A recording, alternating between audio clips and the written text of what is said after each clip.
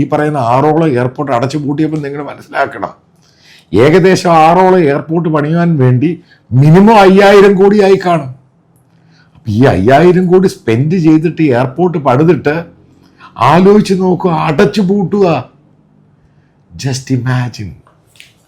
ഇതാണ് ഞാൻ പറയുന്നത്, പലതും തള്ളാണ്, പച്ച തള്ളാണ്. ഇനിയും വേറൊരു കാര്യം പറയാം, മനസ്സിലാക്കിയിട്ടിരിക്കുന്ന പോയിന്റാണ്. കോവിഡ് സമയത്ത് ഇഷ്ടം പോലെ ഗ്ലോബൽ ഫാക്ടറികളൊക്കെ വന്നു, നോയിഡയും ഗ്രേറ്റർ നോയിഡയും UP-യിലൊക്കെ ആയിട്ട്. അവിടെ വന്നു കഴിഞ്ഞ് തുടങ്ങി കുറച്ച് കഴിഞ്ഞ്, കാരണം യോഗിയുടെ ഭയങ്കര പ്രൊആക്റ്റീവായിട്ടുള്ള റൂളാണ്, പോളിസിയാണ്.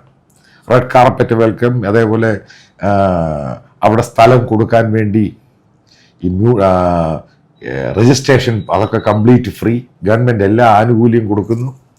എന്തുകൊണ്ടാണ് 2 വർഷം കഴിയുമ്പോൾ അധികം ഫാക്ടറികൾ ഇവിടുന്ന് പൂട്ടിയിട്ട് തമിഴ്നാട്ടിലോട്ടും ബാംഗ്ലൂരോട്ടും പോയത്, കർണാടകയിലോട്ടും പോയത്? എന്തതിൻ്റെ കാര്യം നിങ്ങൾക്കറിയോ? അവരുദ്ദേശിക്കുന്ന സ്കിൽഡ് ആയിട്ടുള്ള എഞ്ചിനീയറിംഗ് മാൻ പവറും സ്കിൽഡ് മാൻ പവറും UP-യിലും ഈ പറയുന്ന ബീഹാറിലും ഈ ഭാഗത്തൊന്നും കിട്ടുന്നില്ല. അതതിൻ്റെ കാര്യം. അതുകൊണ്ടാണ് അവർ മുഴുവനും തമിഴ്നാട്ടിലോട്ട് പോയത്. അതുകൊണ്ടാണ് തമിഴ്നാടിൻ്റെ മാനുഫാക്ചറിങ് GDP എക്കോണമി ഇന്ത്യയിൽ ഏറ്റവും ഭയങ്കര രീതിയിൽ കുതിക്കുന്നത്.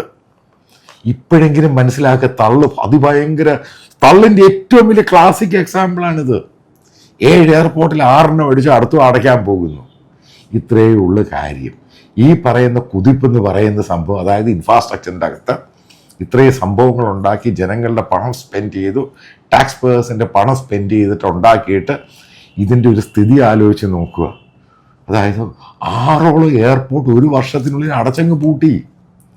കാരണം ഫ്ലൈറ്റ് ഓപ്പറേഷൻ നടന്നത് പ്രൈവറ്റ് ഫ്ലൈറ്റുകളാണ്. അവർ നഷ്ടം സഹിച്ച് ഓപ്പറേറ്റ് ചെയ്യത്തില്ല, ഉറപ്പായിട്ടും ചെയ്യത്തില്ല. അത് ഇന്ത്യയിലെ പല എയർപോർട്ടുകളും അടച്ചു പൂട്ടുവാണ്.